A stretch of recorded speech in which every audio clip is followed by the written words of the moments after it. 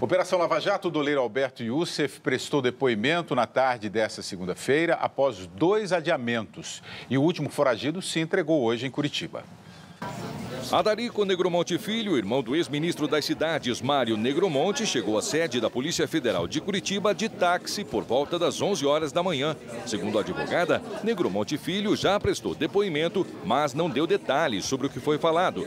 Ele é acusado de lavar dinheiro a pedido do doleiro Alberto Youssef aos participantes do esquema de corrupção na Petrobras. Nós estamos aguardando agora a decisão do juiz acerca da revogação da prisão. Esperamos que saia até o final da semana.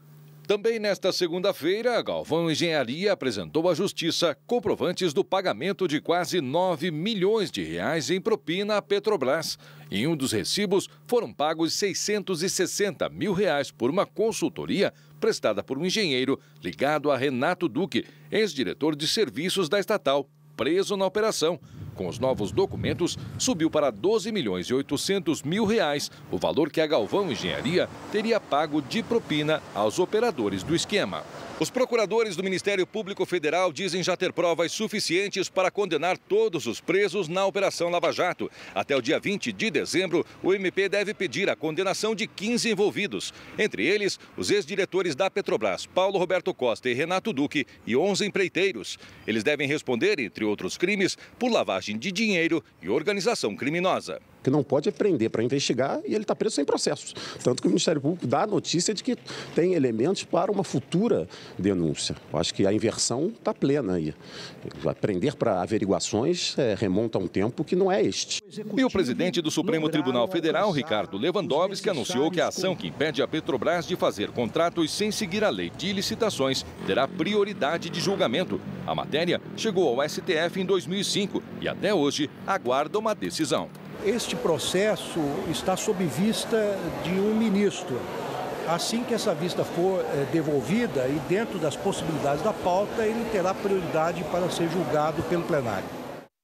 O advogado disse ali que não pode prender para investigar. Onde é que ocorre isso? Ele está equivocado. Eu acho que ele não estava num bom dia ou não entendeu a pergunta, alguma coisa, né? Está totalmente errado o que ele disse e tal. Agora, muitas vezes a pessoa na hora da tensão, do empurra e tal. Nós estamos num regime de amplas liberdades democráticas, com respeito a todos, aos direitos dos acusados, tudo transparente. Não há nada que nós não vemos sob ditadura tal. Nós estamos num outro momento da história do Brasil, desde 1988, com a Constituição. Portanto, há uma série de alivosias levantadas sobre o encaminhamento do processo, absolutamente, no meu entender, absolutamente equivocado. O que a gente deve lembrar sempre é que não há na história do mundo, nenhum escândalo de corrupção com esses valores de uma empresa pública. Não há na história do mundo. Não é só no Brasil, na América Latina, no continente americano, na Europa, Ásia, África, Oceania. Não. Esse é o maior escândalo da história do mundo. É isso que o telespectador tem que entender. Só um gerente, esse senhor Barusco, vai devolver 97 milhões de dólares. O seu superior, isso que é meio estranho, Paulo Roberto Costa, vai devolver 23 milhões. Alguma coisa de errado. Só se o Barusco, o dinheiro não era só para ele. Aí que é a jogada. Ele era uma espécie de gerente do condomínio, distribuindo esse dinheiro. E para quem? Questão partidária. Então, estima-se no valor total de desvios, o Ministério Público Federal fala em 10 bilhões de reais. Imagina quantos hospitais, escolas, etc. Esse pessoal é assassino indiretamente. Quem rouba dinheiro público é assassino indireto. Ou seja, muita gente morreu por não ter médico, não ter hospital, não ter equipamento. Portanto, eles merecem a execração pública quando foram condenados. Merecem todo o direito de defesa, evidente, ninguém nega, tudo que manda a lei. Agora, a promessa do presidente do Supremo eu ouvi. Ele falou, quando chegar o processo, que é com o ministro Teori, vai ter prioridade sobre os outros, ele disse, no plenário. Então, nós vamos estar aqui atentos para ver se efetivamente não vão querer sentar no processo. E é impossível sentar, porque o escândalo do Petrolão é o maior escândalo da história do Brasil e do mundo, em termos de desvio de dinheiro, e ele vai devassar a história da República. Então, nós vamos chegar lá e vamos dizer, agora, todo mundo tem direito à defesa. O que o advogado falou anteriormente, ele está absolutamente equivocado. Aí teve uma outra questão aí na reportagem, que o Maicon Kovacic aqui ressalta, se com licitação a corrupção, imagina a Petrobras sem licitações. Não, o processo de licitação é o processo ideal para você escolher a empresa que vai desempenhar uma tarefa na administração pública, não é? Então faz a licitação. Tem uma lei que é rigorosa, é 8666, e tem hoje várias leis que protegem também a idoneidade dos negócios públicos, mas elas não são respeitadas.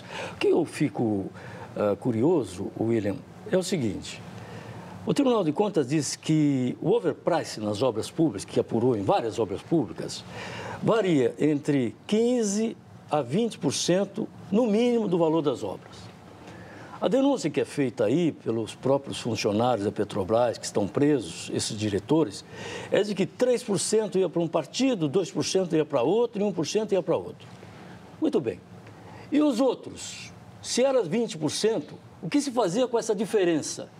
Essa diferença engordava os cofres das empresas, porque era o overprice que elas cobravam. Se isso é verdade, se era 3%, 2%, 1% que era pago de propina, os outros, a diferença, eu quero saber a diferença, ficava com a empresa. Então, o overprice era um desatino praticado, um crime praticado por funcionários públicos da Petrobras, mas mais que um crime, era mais essa exacerbação do lucro dessas grandes empresas. Imagina, se tem 20% de overprice. O que é overprice? É um preço acima daquele que devia ser. Não é verdade?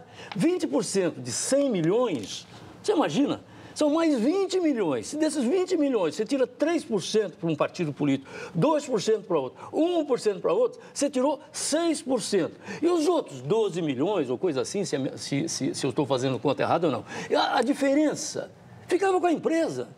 Então, isso é que tem que ser levado em conta para incriminar esses empresários. Eu sempre disse aqui que não há coisa pior do que o empresário de obra pública brasileira desonesto. Não há coisa pior na administração, para a administração. E nós estamos vendo agora o retrato disso. Só uma questão, desculpa, viu, Wilson Cresce. O Petrolão, se for 10 bilhões, segundo o Ministério Público, supera o PIB de 52 países. Quer dizer, o Produto Interno Bruto de 52 países, se fosse colocar na hierarquia pelo FMI, o Petrolão está na frente. Imagina um escândalo.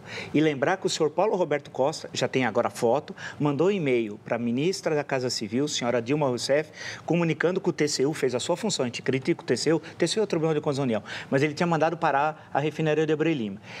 Ele mandou um e-mail passando por cima do presidente da Petrobras, direto para a ministra da Minas e Energia, e acabou o presidente, então, o senhor Luiz Inácio Lula da Silva, rasgando o parecer do TCU, passando por cima e continuando a obra de Abreu Lima, que é a refinaria que mais custou na história do mundo, 10 vezes. E ela sequer foi inaugurada. É uma das realizações do governo Lula. Parabéns, Lula. Só encerrando aqui, Sheila e Fátima Simões, provas existem, mas a prisão vai continuar e a restituição do dinheiro. É isso.